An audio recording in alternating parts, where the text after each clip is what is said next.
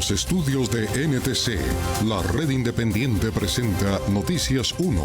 Esta noche en Noticias 1, graves violaciones de derechos humanos e intimidación a la sociedad civil comete la organización criminal del Clan del Golfo en 119 municipios del país. Respuesta tardía del gobierno Duque deja la impresión de que el Estado no tiene el control de todo el territorio nacional. Más de 5 billones de pesos en contratación pública comprometió el Ejecutivo en 5 meses en los que logró suspender inconstitucionalmente la ley de garantías.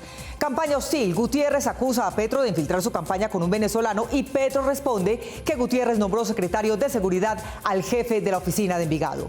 Examen elección del registrador nacional deja al descubierto que los 3 presidentes de las Cortes ni siquiera lo evaluaron con una tabla de calificaciones. Y en los deportes, Mauricio Posada. Mónica, Luis Díaz marcó en el empate del Liverpool, que es parcialmente líder en Inglaterra. En Italia, David Ospina, figura del Napoli, que ganó y aseguró cupo para la próxima Champions. Y Juan Sebastián Cabal junto a Robert Farah jugarán la final del Masters 1000 de Madrid. Aquí está, esta es la imagen del día, el paro armado llamado así por el Clan del Golfo, la organización narco-paramilitar que lleva 3 días sometiendo alrededor de 119 municipios al confinamiento de sus habitantes y a la suspensión de todas las actividades comerciales. La reacción del gobierno apenas hoy se reporta y solo esta noche, al cabo de 56 horas de terrorismo, el presidente Duque se pronunció. De esta historia hablaremos hoy. Por la prensa libre y el derecho que todos ustedes tienen a la verdad, yo soy la red independiente. Presenta Noticias 1 con Mónica Rodríguez y Mauricio Posada. Querida familia de Noticias 1, buenas noches. Somos ya 22,000 backers de la red independiente. ¡Qué orgullo! Seguiremos trabajando sin descanso por el derecho a la verdad que tenemos todos los ciudadanos. Como la promoción del morral de la Alianza durante el mes de abril fue un éxito, hemos fabricado 200 nuevos morrales y están disponibles ya en nuestra tienda digital para que ustedes puedan adquirirlos muy fácilmente. Aquí les contamos cómo obtener todos los productos de la red independiente. Ingresando a baki.co/inclinada la red independiente, recibirán en sus casas, por un aporte único de 150,000 pesos, nuestro nuevo morral de Noticias 1. Por un aporte único de 160,000 pesos, el buzo de Noticias 1 2022. Y por un aporte único de 100,000 pesos, la sombrilla de la verdad. Muchas gracias por elegir la independencia. Y empezamos con la información del día. Según la evaluación del Sistema Integral de Paz, 119 municipios en 11 departamentos del norte del país han sido afectados por la parálisis total que, bajo intimidación, logró el Clan del Golfo. Carlos Cárdenas. Mónica, el paro armado ha sido reportado directamente por los habitantes de esas zonas. Según lo que se ve en los videos, nadie puede salir sin riesgo de ser asesinado por hombres de civil, pero armados hasta los dientes. Oración a la gloriosa autodefensa gaitanista de Colombia. La organización criminal Clan del Golfo, que también se hace llamar Autodefensas Gaitanistas, ha intimidado a los habitantes de varios departamentos de la región norte del país. ¡Que viva la autodefensa gaitanista de Colombia por Colombia! Y aquí estamos. Sus intimidaciones han afectado a 130 municipios, con mayor gravedad en Atlántico, Bolívar, Chocó, Córdoba, Sucre, La Guajira, Magdalena y Antioquia, donde según videos que circulan en redes sociales, al llamado paro de los gaitanistas se sumaron otras organizaciones criminales aliadas. Paro Nacional Armado, AGC, Pacheli presente. En una sola de las regiones afectadas, ayer los narcoparamilitares vestidos de civil llegaron a Curulao, corregimiento de Turbo en Antioquia. Y hoy, a las 11 de la mañana, atacaron la estación de policía del pueblo. ¡Señor bendito!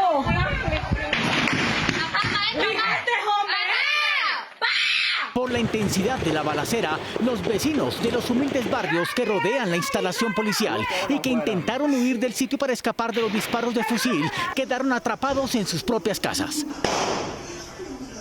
Otros enfrentamientos se registraron en zonas rurales del Urabá antioqueño y en el departamento de Córdoba. Incluso su capital, Montería, sufrió ataques en la vía que va hacia Arboletes. En 3 días, los frentes de las autodefensas gaitanistas han asesinado a 12 personas. La mayoría no se quedaron en sus casas. Una de las víctimas fue un conductor de camión en Bosconia, Cesar, y otro en Norosí, Bolívar. Los narcoparamilitares asesinaron a Eber Ortega, presidente de la Junta de Acción Comunal del corregimiento Santa Elena del municipio de Norosí. Desde el jueves, el Clan del Golfo, además de los asesinatos, ha bloqueado 10 vías, ha atacado 8 instalaciones de medios de comunicación y ha arremetido en 8 sitios diferentes contra unidades de la policía, como la estación de Uramita en Antioquia. Los narcoparamilitares también han incinerado al menos 80 vehículos. Para que sigan inventando que aquí mandamos somos los gaitanistas. Esta noche, a 56 horas de iniciada la intimidación general a la población de una parte considerable del norte del país, la incertidumbre reina todavía entre los habitantes afectados. 3 días llevan esas poblaciones bajo intimidación y el Estado no ha hecho presencia para hacerles frente a los hombres de las autodenominadas autodefensas gaitanistas. Hoy sí hubo un informe oficial sobre el despliegue de tropas en esas zonas. Amor, se acaba de formar una balacera aquí en San Antero. Ante la queja de las poblaciones civiles afectadas por la Fuerza Armada de la banda del Clan del Golfo, la policía y las fuerzas militares respondieron que han desplegado más de 15.000 hombres en las zonas más afectadas por la parálisis obligada por la organización criminal. En Cesar, Atlántico, Magdalena, La Guajira y sur de Bolívar, la primera división del ejército activó, según informe oficial, operaciones con 8.000 hombres de contraguerrillas y fuerzas especiales, apoyados por tareas de inteligencia que se realizan desde helicópteros y aeronaves no tripuladas. La Fuerza Aérea está empleando drones y helicópteros para apoyar a las tropas en tierra y proteger infraestructura crítica en Bolívar, Chocó, Córdoba, Sucre y Antioquia. Permanentemente vamos a realizar este tipo de vuelos, horas de la mañana, horas de la tarde, horas de la noche, con todas nuestras aeronaves, aeronaves de inteligencia, aeronaves helicoportadas, aeronaves no tripuladas. Las fuerzas militares con sus grupos Gaula informaron que estableció 38 puntos de control en las vías principales de conexión terrestre, Ruta del Sol, la Troncal del Caribe y la Ruta de los Contenedores. Los resultados fueron reportados por el alto mando. Hemos capturado 25 de estos bandidos, algunos con proselitismo, con letreros alusivos a este grupo terrorista. La Infantería de Marina, mientras tanto, está ejecutando cierres estratégicos geográficos de las zonas en que se encuentran algunos grupos del clan.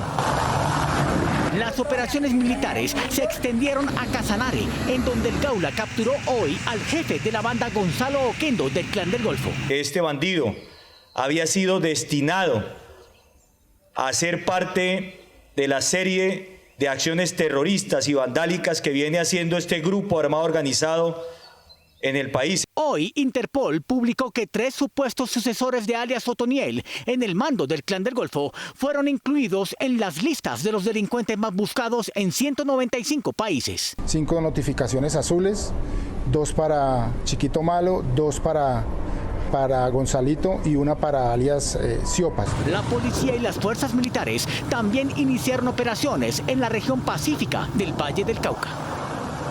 Hasta hoy, al mediodía, habían sido contabilizados 150 ataques del Clan del Golfo en 119 municipios de 11 departamentos y se habían levantado ya 12 civiles asesinados. En las vías hay 80 vehículos incendiados, 12 instalaciones de la fuerza pública y ninguna respuesta armada del gobierno. 119 municipios de 11 departamentos, según la unidad de investigación de la JEP que publicó una infografía de los hechos, han sido afectados con mayor o menor intensidad por el autodenominado paro armado del Clan del Golfo desde el jueves pasado, al parecer como retaliación por la extradición de alias Otoniel, su antiguo jefe. ¡Que viva la autodefensa gaitana de Colombia por Colombia! Y aquí estamos. En un comunicado de las también autodenominadas autodefensas gaitanistas, los hombres de esa banda criminal aseguraron que, comillas, se vieron obligados por el gobierno, comillas, que extraditó a Otoniel a decretar este paro. Córdoba, Sucre, Antioquia y Cesar están paralizados, al menos en algunos de sus principales municipios por la amenaza de los hombres del clan.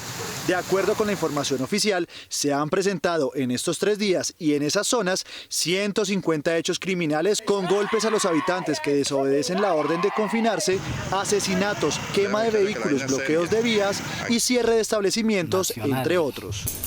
Sí está el pueblo. Los armados también anunciaron que permitirán la apertura de algunos establecimientos de comercio para que los pobladores compren alimentos y otros artículos de primera necesidad. Algunos videos grabados por la comunidad del Urabá antioqueño muestran largas filas para entrar a los establecimientos. Mientras que los integrantes del Clan del Golfo hacen su presencia intimidante en las calles de los municipios y la comunidad intenta sobrevivir, solo esta noche el presidente Duque apareció en video y se pronunció. Y ante los golpes que les hemos dado, es tratar de generar intimidación a través de actos aislados y cobardes que buscan tener maximización a través de redes sociales y a través de medios de comunicación. Diferentes sectores políticos y organizaciones sociales han criticado el tardío pronunciamiento del presidente Duque en esta emergencia social y de seguridad y la lentitud del Estado para actuar. Desde los tanques de pensamiento de la violencia en Colombia, el tal paro armado es un símbolo que la organización criminal envía a sus víctimas y clientes de que, a pesar de la extradición de su líder, no solo siguen con la cocaína y sus ganancias, sino también con las relaciones con los militares que tuvo Otoniel.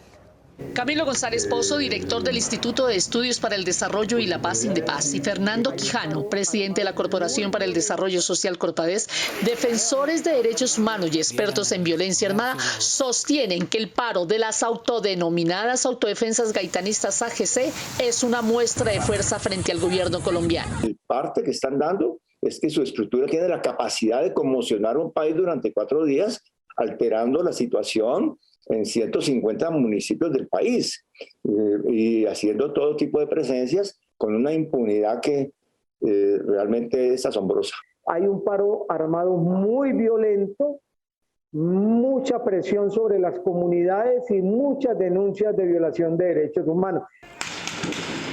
Señalaron que las acciones criminales de las AGC en los últimos 4 días también pretenden advertir a las bandas competidoras que la organización de Otoniel reorganizada, ya sin su líder, seguirá liderando el tráfico de cocaína en el país. Sus socios nacionales e internacionales pueden estar tranquilos porque todas las actividades ilícitas y criminales van a continuar. Resaltaron que en Antioquia se concentra el 50% del paro armado con acciones violentas contra la población civil, que han bloqueado el suministro de gas en 10 municipios y que se abrogan el derecho de definir horas para que los civiles se abastezcan de alimentos.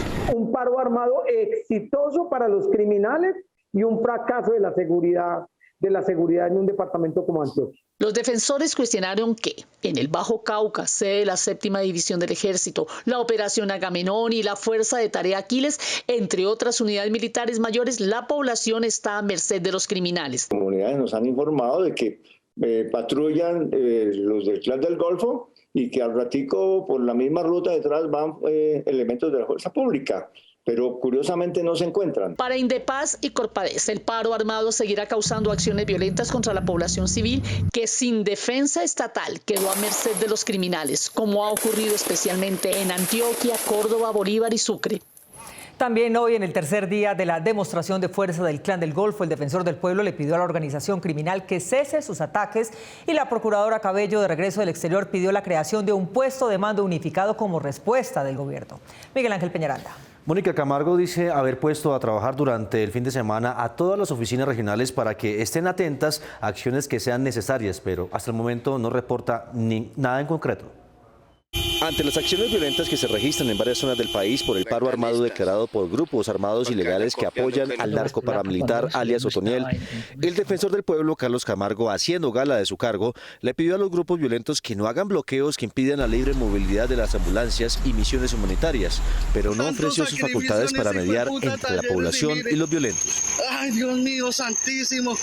Le reiteramos a los grupos armados ilegales dejar por fuera de sus acciones a la población civil y respetar el principio de distinción consagrado en el derecho internacional humanitario. Por su parte, la procuradora Margarita Cabello, recién llegada de su viaje de España, pidió un puesto de mando unificado a la fuerza pública para verificar si hay infracciones a los derechos humanos. Que se instale de manera inmediata, permanente, el puesto de mando unificado para articular los esfuerzos y actuaciones pertinentes que permitan prevenir y mitigar los escenarios de violencia en estas zonas del país. El defensor del pueblo, quien hizo un recorrido en el noroccidente del país, dijo que siempre se deben tener en cuenta las alertas tempranas para que las autoridades no estigmaticen a la población y actúen respetando los derechos humanos. Seguiremos haciendo la verificación de hechos en otras regiones y nuestras regionales. Permanecerán atentos para coordinar las acciones necesarias con la institucionalidad del nivel local, regional y nacional. La Defensoría advirtió que participará en los consejos de seguridad a través de los funcionarios regionales que están con las comunidades afectadas. Desde el 17 de noviembre, cuando el Congreso aprobó la irregular supresión de las garantías electorales, el gobierno comprometió gastos por 5 billones de pesos en 3.877 procesos de contratación, parte de los cuales se quedará sin ejecutar. Juliana Ramírez. Mónica, hasta esta mañana el portal de contratación pública mostraba negocios posteriores a la fecha de garantías electorales por 5 billones 50 mil millones de pesos. Pero este portal tiene un retraso de más de una semana, de manera que la cuenta podría ser mayor. Según la plataforma oficial Colombia Compra Eficiente, del 17 de noviembre del 2021 al 29 de abril de 2022, al menos 646 entidades firmaron 3.877 contratos o convenios interadministrativos por 5,05 billones de pesos, recursos que fueron utilizados a través de la modificación de la Ley de Garantías con una contratación directa y, como lo calificó la Corte, bajo una violación flagrante del orden constitucional. Este es un Congreso predominantemente prevaricador que impulsó la reforma de la Ley de Garantías a sabiendas de que era inconstitucional para repartir 5 billones de pesos en mermelada en pleno periodo electoral, concertado con el presidente de la República. Esto es lo que los académicos llaman corrupción sistémica. Los 3 convenios interadministrativos más grandes están relacionados con la fuerza pública. Sin embargo, el Ministerio del Interior, Invías y el Fondo Único de Tecnologías de Información del Ministerio de Telecomunicaciones son las entidades que más gastaron recursos en esta modalidad ilícita, o mejor, donde más se concentró la mermelada en época electoral. La orden del Alto Tribunal tiene efectos retroactivos, excepto para lo que ya se ha ejecutado por completo. Sí, la condición para poder terminarlos es que tendrían un objeto ilícito, y si hay un objeto ilícito pues ya no podría desarrollarse nada. El efecto sería es que ya no puede ejecutarse, y si no hay ejecución pues tendría que terminarse en el momento que se encuentre. El pasado 3 de mayo, 2 días antes de que saliera el fallo de la Corte Constitucional, el Ministerio del Interior, a cargo de Daniel Palacios, firmó 17 convenios interadministrativos como estos con pequeños municipios, cada uno por 1.250 millones, para construir parques con el supuesto objetivo de mejorar la seguridad y convivencia ciudadana. Este dinero tendrá que devolverse en su totalidad, al igual que el mayor convenio interadministrativo por 303.000 millones de pesos que firmó en este lapso el Ministerio del Interior y la Policía, y cuyo plazo de ejecución se estableció a 6 años. En solo esta cartera se concentraron recursos por 624.460 millones de pesos a través de 74 convenios. El impacto no es tanto cuánta plata se pueda recuperar de la nulidad, sino lo que puede pasar con una obra inconclusa, porque es aquella que no puede satisfacer el interés general. Pongamos el ejemplo que estamos construyendo un puente que queda a 3/4, pues no cumple su finalidad. ¿Tendría que terminarlo con recursos propios, o va a haber también un plan posterior de gobierno nacional con el fin de recuperar estos posibles elefantes blancos? En el caso del Instituto Nacional de Vías, Invías, a cargo de Juan Esteban Gil, en este lapso logró concretar 148 convenios interadministrativos por 499.320 millones de pesos. Llama la atención que de esto la mayor contratación, es decir, 35.000 millones de pesos, se destinó a obras para la alcaldía de Magangué, 31.000 millones de pesos para la gobernación del Amazonas, 28.000 millones de pesos para la gobernación de Norte Santander y 27.000 millones de pesos tanto para la gobernación de Risaralda como para la alcaldía de Montelíbano, Córdoba. Para los estudiosos de la Constitución no se trató de un error jurídico del gobierno y sus bancadas en el Congreso, que se pusieron de acuerdo para violar una ley que conocían perfectamente y poner el presupuesto público a buscar votos. Víctor Ballestas. Mónica, y su descripción de la maniobra concluye con la tardanza de la procuradora Cabello en rendir su concepto, pues la decisión dependía de este requisito que ella pudo haber cumplido desde principios de marzo, pero se esperó hasta abril, cuando ya era mucho más el dinero comprometido. Anatolio sí. Como lo habían advertido los juristas más respetados del país, y después de estudiar 28 demandas, la Sala Plena de la Corte Constitucional tumbó esta semana por 8 votos contra 1 la suspensión de una parte crucial de la Ley de Garantías Electorales en una votación del Congreso el año pasado para aprobar una ley ordinaria que nada tenía que ver con el tema electoral ni con las campañas, el de la Ley Ordinaria de Aprobación del Presupuesto Nacional para este año. Vote sí. Justamente la Corte sentenció que la conducta de los congresistas de la coalición del gobierno Duque, que votaron a favor de la modificación de las garantías electorales, violó la Carta Política. Con un inusual regaño al Senado y la Cámara, que participaron en la votación como una aplanadora que acalló a la oposición que advertía la ilegalidad de lo que se estaba haciendo en el Capitolio, el plenario de la Constitucional ordenó que los efectos del fallo sean retroactivos. Significa que los dineros que el gobierno entregó a los municipios de todo el país para presuntamente realizar obras locales deberán ser devueltos y los convenios quedarán sin efecto legal por tener un origen no ajustado a la normatividad. 3 minutos. La Ley de Garantías Electorales se estableció para ponerle freno a la contratación con dinero oficial 4 meses antes de elecciones, para evitar que se usen en impulsar unas candidaturas bajo la cobertura de la realización de obras públicas. La trampa que pretendió hacer el gobierno al incorporar en la ley de presupuesto un artículo para suspender una ley estatutaria, que eso es groseramente inconstitucional, infortunadamente les funcionó parcialmente. La decisión de la Corte fue apoyada también por exmagistrados de ese alto tribunal y académicos, mientras que criticaron la decisión dolosa de los parlamentarios que apoyaron al gobierno Duque. Se dice que fue un error de los miembros del Congreso. No fue un error. Hubo toda la mala intención de violar la Constitución con unos propósitos que consistieron nada menos que en eliminar durante un proceso electoral las garantías. Todo aquello que desconozca la reserva de ley estatutaria es un atentado contra bienes de especial importancia. La Corte habría podido debatir la validez o ilegalidad de la suspensión de la Ley de Garantías en febrero pasado, pero la Procuraduría, que debía presentar su concepto, se demoró en hacerlo.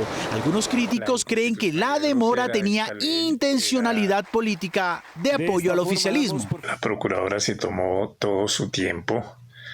Hubiera podido rendirlo desde marzo, pero lo rindió en los últimos días de abril, y por eso solo la Corte pudo pronunciarse ahora. Está claro que por parte de las mayorías del Congreso y por parte del presidente de la República se está quebrantando la división de poderes y evitando el control de la Corte Constitucional. Congresistas independientes que participaron en este proceso estudian la posibilidad de entablar demandas y denuncias penales contra los presuntos responsables de este engañoso proceso. Los candidatos acusaron el intento del gobierno por limitar las garantías de las elecciones y señalaron al gobierno y a los congresistas que aprobaron la reforma ilegal como un acto criminal que tenía a 7 de ellos como víctimas. Eduardo López Jucre. Mónica, la mayoría de ellos dice que el propósito de este fraude fue darle ventajas al candidato Fico, y este dice que nunca le gustó la reforma, pero ahora que se cayó hay que salvar los proyectos que quedaron desfinanciados por la sentencia, tal como lo pidió el presidente Duque.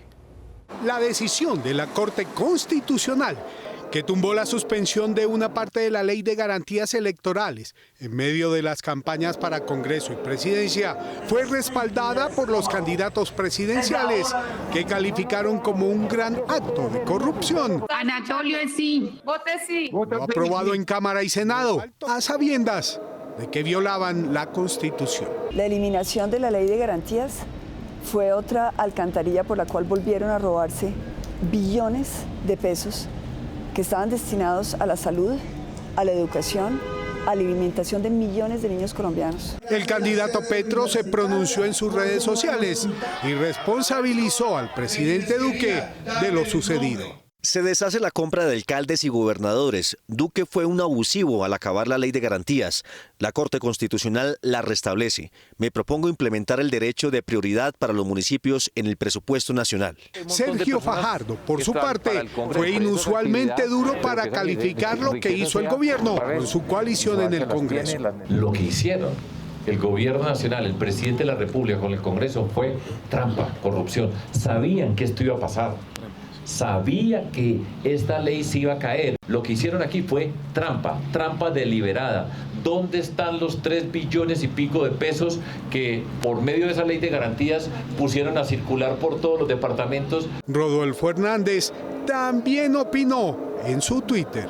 La ley de falta de garantías ha caído. El gobierno Duque debe ser juzgado y recibir el castigo que merece por modificar la ley para comprar voluntades a favor de Fico. Hasta el candidato del oficialismo, Federico Gutiérrez, de quien se aseguraba que fue el favorecido con la suspensión de la ley de garantías, dijo que nunca estuvo de acuerdo con la reforma, pero que ahora hay que salvar los proyecticos. Sin conocer el fallo en detalle, pues lo que hay que mirar ahora es de qué forma no se genera un traumatismo, especialmente en el que se frenen procesos importantes que sean importantes para las ciudades y las regiones. Los candidatos exigieron que se determine la responsabilidad política de manera precisa y se castigue a quienes promovieron la violación de la Constitución y a quienes cometieron el delito de prevaricato. La expresidenta de la Corte Suprema, Gloria Estela Ortiz, no pudo aportarle al Consejo de Estado la evaluación que dijo haber hecho de Alexander Vega para nombrarlo registrador. Dijo que tomó notas a mano y no encontró los apuntes, pero dejó claro que no buscaba a alguien que supiera de elecciones, sino que tuviera temperamento. El expresidente de la Corte Suprema de Justicia, Álvaro García, y la expresidenta de la Corte Constitucional, Gloria Estela Ortiz, protagonistas en la elección del registrador Alexander Vega en 2019, en el marco de la demanda de nulidad de su elección, explicaron ante el Consejo de Estado cómo hicieron la entrevista que dio como ganadora a Vega. El principal acuerdo fue de que se hiciera la calificación independiente. Cada uno calificaba y cada uno también preguntaba de manera independiente lo que consideraba importante para el ejercicio del cargo. Afirmó que pese a no haber un protocolo establecido, deberían estar las actas de las reuniones que se hicieron. La reunión que nosotros hicimos, se hicieron actas que deben estar firmadas por nosotros. La saliente magistrada de la Corte Constitucional, Gloria Estela Ortiz, y quien entrevistó al registrador en su calidad de presidenta de la Alta Corte, dijo que independientemente de su formación académica y experiencia, su criterio fue elegir a alguien que tuviera un carácter fuerte ante las dificultades que representa la registraduría. Nosotros en la entrevista queríamos evaluar carácter y temperamento también para afrontar decisiones difíciles que en muchas oportunidades le corresponde adoptar al registrador. Afirmó que como no hubo formatos ni previos avisos a los candidatos para registrador, ella hizo anotaciones en su libreta personal y hojas sueltas. Yo siempre tomo datos, siempre tomo notas y tomé mis notas personales, no dejé acta, pero tomé mis notas personales incluso sobre el contenido de cada una de las respuestas. Sin embargo, cuando le pidieron entregar esas anotaciones, dijo que no las tiene. Cuando me pidieron la información, yo empecé a buscar mis cuadernos y anotaciones y voy a volver a hacer la búsqueda porque no las he encontrado. Yo tengo una cantidad de cosas escritas a mano. Durante la audiencia de nulidad presidida por el magistrado Luis Alberto Álvarez, no acudió la expresidenta del Consejo de Estado, Lucy Janet Bermúdez, quien se excusó por compromisos académicos, pero la próxima semana deberá rendir su testimonio en esta elección del registrador y los detalles que tuvo en cuenta para elegir. En su recta final, la campaña presidencial está tomando un tono de alta hostilidad. Federico Gutiérrez acusó a Petro de infiltrar su campaña y este respondió que él fue el que se autoinfiltró en su alcaldía de Medellín cuando nombró como secretario de Seguridad al jefe de la oficina de Envigado. La campaña presidencial de hoy estuvo marcada por el cruce de señalamientos entre los candidatos Federico Gutiérrez y Gustavo Petro. El jefe de debate de Gutiérrez acusó al Pacto Histórico de infiltrarse en la campaña de la derecha. Y hoy le estamos pidiendo a la Fiscalía General de Nación que investigue a este señor Michael Colmenares o Michael Colmenares, para que se determine con qué fines estaba tratando de infiltrar la campaña. Se trata de un venezolano que nadie sabe por qué llegó a las toldas de Gutiérrez. Petro inicialmente respondió en Twitter en tono igualmente acusador. A ti, Gutiérrez, solo te ha infiltrado la oficina de la mafia. Su jefe llegó a ser no solo tu secretario de seguridad, sino tu vecino de apartamento. Sepárate de esas bandas, hombre. Gutiérrez respondió calificando a Petro de delincuente. No, es que yo nada tengo que ver con eso que él dice. Y eso está demostrado por la justicia. Más bien el que se ha estado en la ilegalidad es Petro. Más bien el que ha estado en grupos que secuestran, que han asesinado, que le hicieron tanto daño al país es él. Desde Ciénaga, Magdalena, y sin llamarlo por su nombre, Petro le recordó a Gutiérrez que su secretario de Seguridad, cuando fue alcalde de Medellín, fue condenado por sus nexos con la oficina de Envigado. ¿O no se abrazó Duque II con el jefe de la oficina de Envigado? Como secretario de Seguridad de la ciudadanía de Medellín. ¿Qué se puede esperar? Les pregunto yo. Desde diferentes sectores muestran su preocupación por el tono que está tomando la campaña presidencial y les pidieron a los candidatos menos violencia en sus discursos. Ya está lista la cuarta dosis o el refuerzo del refuerzo a la vacuna del COVID-19 para mayores de 50 años, pero hay casi 13 millones de personas que dejaron su esquema de vacunación a medias. Camilo Galán. Mónica, además de los 12.951.000 personas que no fueron por su segunda dosis, hay poco más de 6.3 millones colombianos que pasaron la pandemia sin siquiera haberse puesto la primera dosis de inmunidad.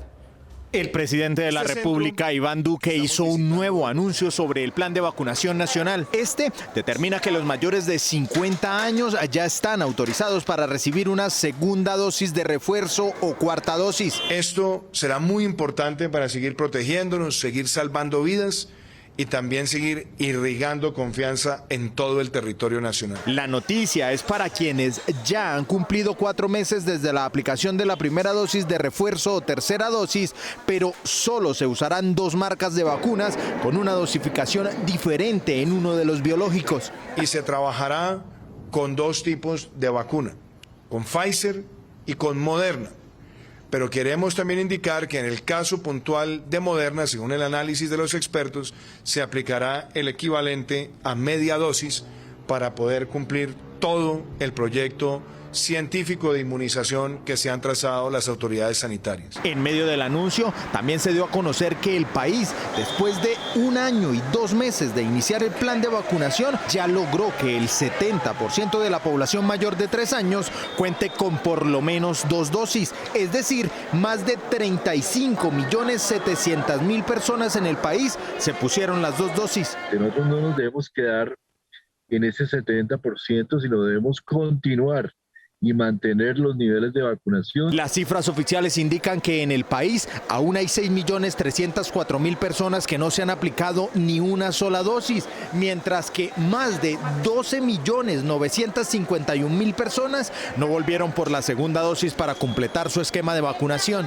También se estableció que más de 11.800.000 personas se pusieron el refuerzo o tercera dosis. La cuarta dosis, que ya fue anunciada y aprobada para mayores de 50 años, cubrirá a más de 12 millones y medio de personas. Esto con el fin de aumentar la inmunidad con la que ya cuenta el país y que ha mantenido bajas las cifras de contagio y muerte, evitando un nuevo pico de contagio. Colombia solo pasó en una de las materias que nos evaluó la OCDE. En el resto, nuestro promedio es de menos de 2 sobre 10, lo que indican los indicadores. El índice Better Life de la Organización para la Cooperación y el Desarrollo Económico, OCDE, calificó de 1 a 10 el desempeño de sus miembros en indicadores de buena vida. En seguridad el país sacó 1.6, en educación 1.4, en ambiente 4.1, en trabajo 5.2 y en salud 7.3. Esto indica que somos los pobres de un club de países ricos. Esto es lo que indican los indicadores. La red social Snapchat estaría encontrando un segundo momento de éxito con el dron que toma y postea las fotos selfies de sus usuarios. El primer día de su mercado se acabaron las existencias. Hace unos días Snapchat, la aplicación de mensajería a través de imagen, texto, video y filtros, lanzó al mercado este pequeño dron que cabe en la palma de la mano y con el que sus usuarios pueden sacar fotos, videos y transferirlos al celular de una forma inalámbrica, lo que desató una gran demanda entre los jóvenes para adquirirlo. Esta diminuta cámara voladora no tripulada fue bautizada como Pixie por sus creadores y tiene el poder de cumplir la misión que desde la aplicación se le indica y aterrizar en la mano de su dueño. Su peso es de tan solo 100 gramos incluyendo la batería y su carga le permite realizar de 5 a 8 vuelos antes de tener que cargarlo nuevamente e incluye una cámara de 12 megapíxeles. Desde que salió al mercado por un precio de $230, muchos llamaron para adquirirlo, pero la empresa les dijo que tendrían que esperar unas semanas para que esta nueva forma de grabar y tomar selfies llegara a sus manos. Aunque esta es una de las aplicaciones que durante los últimos años ha bajado en popularidad, con esta nueva herramienta seguramente se convertirá en la evolución de grabar y tomar fotografías para las redes sociales.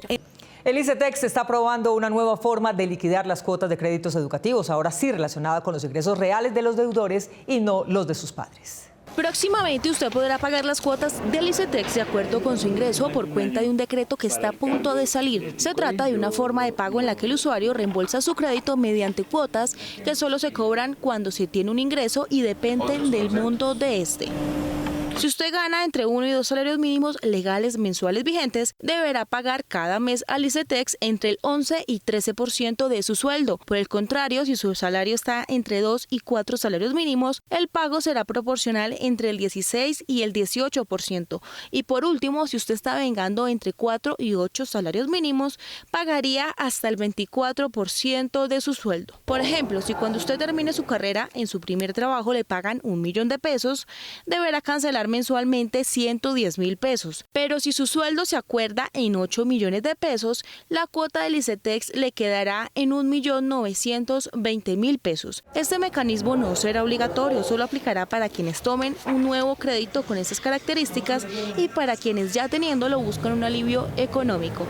El ICETEX también contempla que en caso de que usted quede desempleado, pueda tomar un periodo de gracia. Ingresando a baki.co/inclinada la red independiente, recibirán en sus casas, por un aporte único de 150.000 pesos, nuestro nuevo morral de Noticias 1. Por un aporte único de 160.000 pesos, el buzo de Noticias 1 2022. Y por un aporte único de 100.000 pesos, la sombrilla de la verdad. Muchas gracias por elegir la independencia. Síguenos, suscríbete y activa tus notificaciones en nuestro canal de YouTube Noticias 1 Colombia para que estés informado de todas las noticias y sigas nuestras emisiones en vivo. Gracias por elegir la independencia.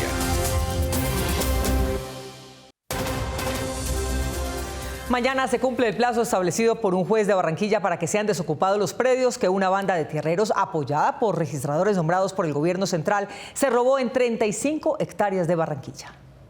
Noticias 1 reveló en octubre del año pasado cómo organizaciones criminales dedicadas al robo de tierras en el Atlántico estaban vendiendo lotes ocupados ilegalmente con documentos falsos, apoyados por inspectores de policía e incluso funcionarios de la Oficina de Instrumentos Públicos de Soledad, modus operandi que fue denunciado por el gremio de la construcción en ese departamento. Mafias organizadas invadiendo tierra, alterando las tradiciones de las propiedades, sacando matrículas que estaban inactivas, activándolas con escrituras falsas y tomando tierra de posiciones de personas de bien. Uno de los casos al que la justicia le hizo seguimiento fue el de esta propiedad de 35 hectáreas en Soledad, que fue invadida y fraccionada en 4.500 lotes, de los cuales fueron vendidos 80 a personas de bajos recursos, que alcanzaron a pagar hasta 10 millones de pesos por lote. Fue vendido como un sueño de tener propiedad privada, en realidad es una pesadilla orquestada por una banda criminal que se dedica al despojo de tierras y a la venta masiva de lotes a terceras personas que pueden pasar por incautos. Luego de estas denuncias, la Superintendencia de Notariado y Registro destituyó e inhabilitó por 13 años al registrador de Instrumentos Públicos de Soledad, David de Castro Macías, y anunció que varios de sus funcionarios están en la mira por sus actuaciones ilegales. En el momento, la Oficina de Control Disciplinario Interno de la Superintendencia de Notariado y Registro lleva 27 procesos disciplinarios en contra de funcionarios de la Oficina de Registro de Instrumentos Públicos de Soledad Atlántico, de los cuales 7 se encuentran en la etapa de indagación preliminar y 20 en etapa de investigación disciplinaria. Ayer, el Juzgado Primero de Soledad Atlántico le dio la razón a los propietarios de este predio de 35 hectáreas y reconoció el delito de invasión de tierras a través de la falsificación de documentos. En el que restituyó los derechos derechos de los legítimos propietarios de la finca Los Ángeles. El juez ordenó al alcalde de Soledad, a la policía y al inspector de policía, entre otros, a apoyar la devolución del predio a sus propietarios legítimos. De igual manera, ofició a la Defensoría del Pueblo para que brinde este acompañamiento de manera tal que las autoridades se cercioren de que el restablecimiento del derecho será completo, será suficiente y se hará con el pleno respeto de las garantías de todos los intervinientes. Mañana se cumplen las 48 horas de plazo que otorgó el juez para restituir este bien que por más de un año fue vendido por partes por expertos tierreros que delinquen en toda la costa atlántica. El plan de tener vivienda propia requiere mucho más que la emoción de tener una pareja con quien hacerlo. Se trata de organizar un plan de ahorro a largo plazo y prepararse para cumplirlo. Tener vivienda propia no es fácil. No es solamente una decisión personal, sino también un reto financiero que necesita planificación a largo plazo y determinación. Quienes lo logran han sido persistentes y se han fijado una meta que no abandonan hasta que la cumplen. Que prioricen y pongan como una necesidad principal el tema de acceder a vivienda. Ahorrar seguidamente, ya sea el 10% o el 20% de sus ingresos, para ir abonando, digamos, como a esa gran cuota inicial. Si la capacidad de ahorrar es limitada, hay dos formas de superar el obstáculo. Una, detallar meticulosamente los gastos para tratar de eliminar algunos no necesarios. Y dos, buscar ingresos aparte de los que produce el salario fijo. De pronto iniciar un emprendimiento que me permita tener ingresos adicionales.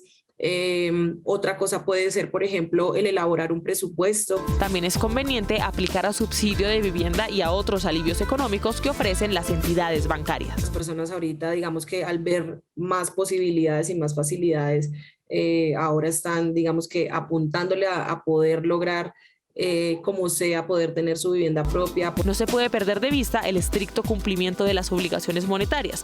Si usted llega a ser reportado en las centrales de riesgo, sus planes se retrasarían indefinidamente. El rugby de gran auge en los últimos años sigue su proceso de inclusión en diferentes partes del país. Gerson Caucha.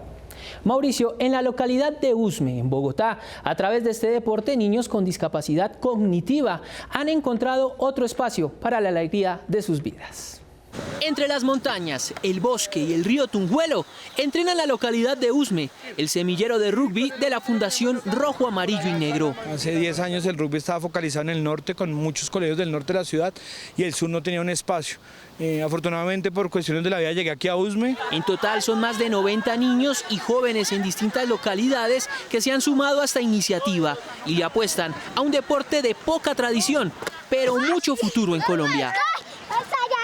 No estar en la rutina de siempre, o sea, de estudiar, hacer tareas, acostarse a dormir, sino que podemos ir a entrenar, ¿sí? ¿Está lista para correr? Pero además de sembrar la semilla del rugby, también lo utilizan como medio terapéutico para niños con discapacidad cognitiva. Nos permite que los chicos tengan una oportunidad de practicar un deporte en una parte inicial como parte terapéutica que le ayuda a su motricidad, a la parte de socialización. Ellos, el sentimiento, lo resumen en pocas palabras. Que me gusta ir los sábados en la mañana de rugby.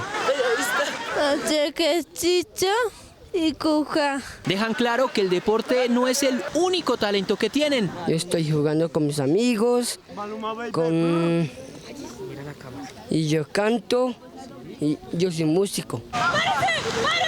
Luego de 9 años de existencia, este semillero en Usme ve a quienes algún día fueron pupilos, convertidos hoy en entrenadores. Yo creo que una de las grandes motivaciones en mi vida es poder enseñar lo que a mí me enseñaron y poder cambiarle la vida a muchos jóvenes, muchos niños que puedan tener muchas más oportunidades que yo. A largo plazo, la Fundación, junto al apoyo de la Liga de Bogotá de Rugby, espera que en cada localidad haya un semillero que siga fomentando la práctica de este deporte.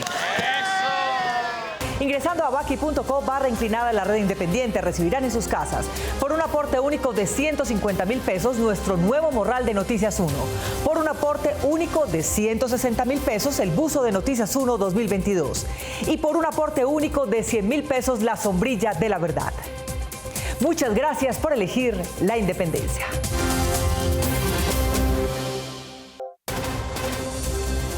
En medio de la tragedia de Ucrania, un video de esperanza. Se vuelve viral, su protagonista es Oksana Belandina, una enfermera que perdió las dos piernas y las ganas de vivir por una mina rusa.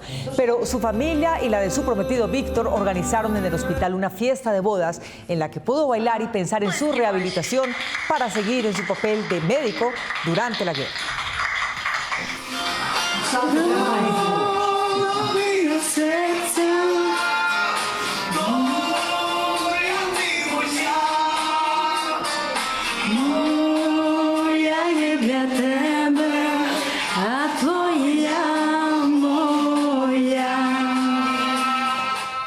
Nos vemos en las redes sociales y mañana, domingo, a las 8 de la noche aquí en Cable Noticias con las mejores noticias del fin de semana a ustedes.